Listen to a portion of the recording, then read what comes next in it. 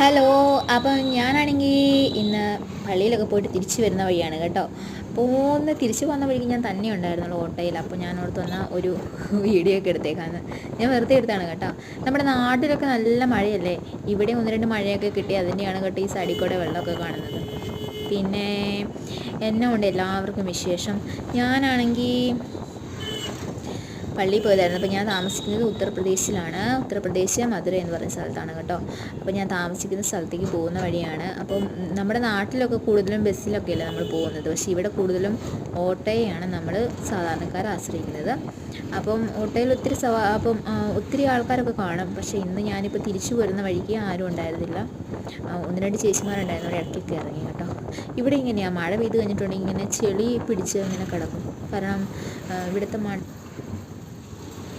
ഇവിടെയൊക്കെ ഉണ്ടല്ലോ, ഇവിടുത്തെ മണ്ണ് കുറച്ച് വ്യത്യാസമല്ലേ. അപ്പോൾ അതുകൊണ്ട് മണ്ണിലേക്ക് വെള്ളം താഴാൻ കുറച്ച് ബുദ്ധിമുട്ടാണ്.